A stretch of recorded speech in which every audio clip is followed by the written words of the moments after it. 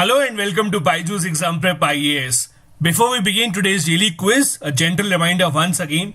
Yesterday was the beginning of the Target Prelims 2022 crash course, which is live on the BYJU'S Exam Prep app. Thousands of students have already downloaded the app and registered and joined yesterday for the first session of this prelims crash course. You can also do this. All that you have to do is download the BYJU'S Exam Prep app. It's a 50-day crash course that will go on till 24th of May 2022, covering each and every aspect of your prelims preparation, including the static and the dynamic part. It will also include an entire coverage of current affairs based on the BYJU'S Monthly Current Affairs magazine. You will be given a daily mock test to check your level of preparedness, and the next day, the subject faculties will discuss this test and will take up all your doubts. Again, all you have to do is download the BYJU'S Exam Prep app. This crash course is free of cost for everyone. Now let's begin today's daily quiz with question number 1 on your screen. With reference to the Organization for the Prohibition of Chemical Weapons, consider the following statements. Number 1. It is an organization of the European Union in working relation with NATO and WHO. Second, it monitors the chemical industry to prevent new weapons from emerging. And third, it provides assistance and protection to states against chemical weapon threats. Which of these given statements is or are correct? The correct answer here is B. 2 and 3 are correct. The first statement is wrong. This organization is not of European Union. It is an intergovernmental organization with over 190 member states being a party to it.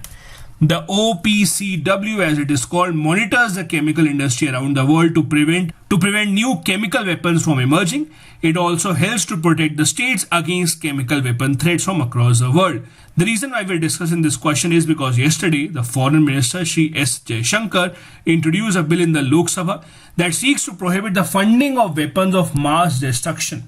It also empowers the government to freeze and seize the assets of those individuals who are involved in such activities. India already had a similar law in 2005 called the Weapons of Mass Destruction and Their Delivery System Prohibition of Unlawful Activities Act of 2005. The difference is that that particular law of 2005 did not cover the financial aspects of these weapon systems.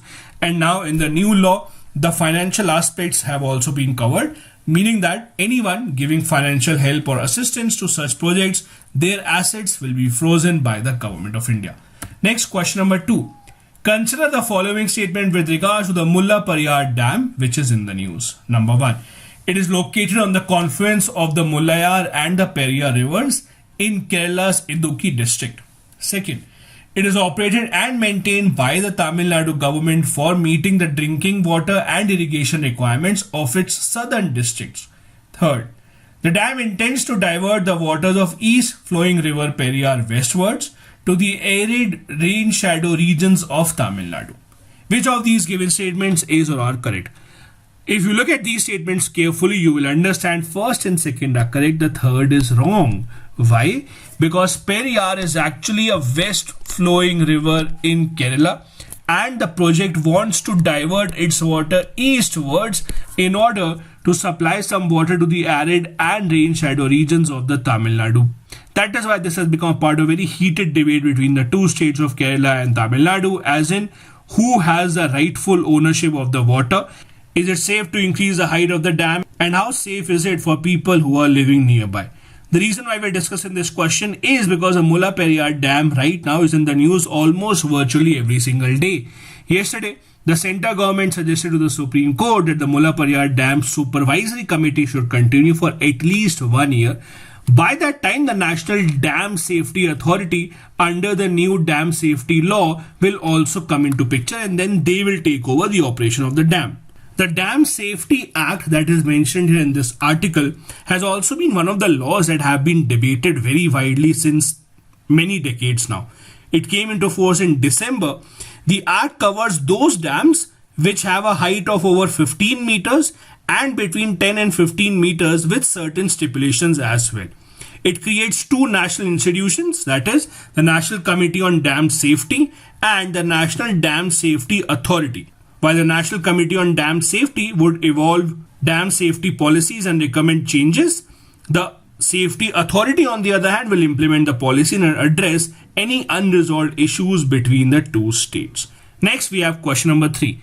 Consider the following statements with regards to electoral bonds. Number 1. These bonds protect the identity of political donors and parties receiving the contributions. Second, donors who contribute less than 20,000 rupees to political parties through purchase of electoral bonds need not provide their identity details such as the PAN number.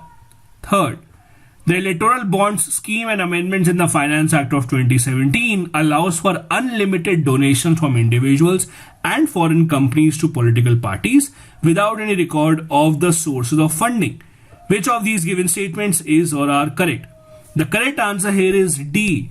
All the 3 given statements are correct here with regards to the electoral bonds. Again, a topic that has been in the news for a long time ever since its introduction. It is covered in the newspaper today because the Supreme Court's Chief Justice has said that the court will take up the long pending matter of the electoral bonds very soon. The article tells us that in 2017, the amendment in the Finance Act allowed for unlimited donations from individuals and foreign companies to political parties without any sources of funding. As you know, electoral bonds can be bought from certain branches of the State Bank of India. These are bearer bonds. They will not have the name of a person who has bought them. The donor who contributes less than 20,000 to political parties through the purchase of these bonds need not provide their identification details such as the PAN number. Next, question number 4. Which of the following is not an ideal condition for cultivation of cotton? Temperature between 21 and 30 degrees Celsius, rainfall of around 50 to 100 centimeter, soil type, that is well-drained laterite soil of Deccan Plateau, or fourth, it requires at least 210 frost-free days. Which of these is not an ideal condition for cultivation of cotton? The correct answer here is C, since the ideal soil required for cultivation of cotton is the black soil, which is also called as a black cotton soil. That is why the third statement is wrong, while the other 3 statements are ideal conditions for cultivation of cotton. The reason why we are discussing this is because the textile prices will surge in the coming days since the cotton cost is soaring across the country. In fact, the cotton prices rose by 58% in India, which is a cause of concern for the textile industry and the end consumer as well. Next, we have a previous year question from 2020.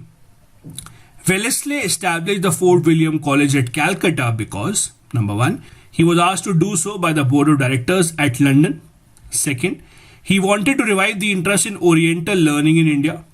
Third, he wanted to provide William Carey and his associates with employment. And fourth, he wanted to train the British civilians for administrative purposes in India. The correct answer here is D. This was the purpose of Wellesley behind setting up a Fort William College. That is, he wanted to ensure that those people who are coming from Britain to India to serve in the East India Company must first learn about India, the local languages, the culture, the law of the land, so that they can be better administrators. And for this purpose, the Fort William College was set up. The requirement for setting up such a big college also was because by the beginning of the 1800s, the British territory in India had expanded greatly. And for better administration, they needed people who are well trained in their art. They could not just employ anyone as they used to do earlier. And that is why this college was set up in the year 1800. They wanted to familiarize people coming from Britain in Indian languages, history, culture, local laws. They would also receive training in Western languages and the art of administration at this college. Next, we have a fact of the day, and there is an interesting article in the Indian Express today which is focusing on viruses, which we would like to discuss here. Now, the word virus has sadly been the buzzword across the world since the beginning of 2020, since our entire lives were dismantled because of the COVID pandemic. However, the author here makes a point that although the COVID-19 virus is the one that has captured our imagination, the fact is that there are viruses everywhere. That is, Earth has an estimated of 10 nonillions viruses, means 10 to the power of 31 viruses, which are enough to give every star in the universe 100 million viruses of its own. Thus, our assumption that we have a few viruses around us that are harmful to us is extremely wrong. In fact, the number of viruses around us are many times more than the number of human beings around us. In fact, viruses have existed for 3.5 billion years prior to the human beings, and that is why they know this place much better than all the human beings combined. They permeate every part of the nature, including soil, seawater, atmosphere, etc. Now, the good part is that almost all of them are harmless to the human. There are only a handful of them that are actually harmful to the human. Only 219 of the 1.7 million viral species in the mammals and birds can actually infect human beings. In fact, there are many viruses that help us. They are called phages, Phages. Phages are those viruses that infect and kill bacteria on our behalf. In fact, they have long been used to treat sepsis, which is caused by lethal bacteria. These viruses are isolated from water bodies, dirt, air, etc. and then they are used in the treatment of drug-resistant infections as well. One of the reasons why in the past few years we have seen a lot more viruses entering the human chain is because of frequent contact between humans and animals, because of human intrusion into habitats that are usually reserved for the animals only. Degradation of forests, more urban development, mineral extraction, hunting, slaughtering of animals, all that has ensured that the contact between animals and humans is increasing with every passing year, and thus the chances of humans getting viruses from the animal bodies are also increasing. In fact, in 2017, there was a study published in the Science Journal.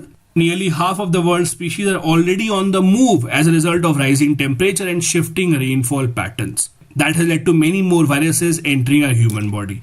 Thus, in the times to come, if we see a new virus emerging in the human body and causing havoc throughout the world, we should not be surprised because this is a part of our own doing. This is it for today's session. Thank you so much for watching the video.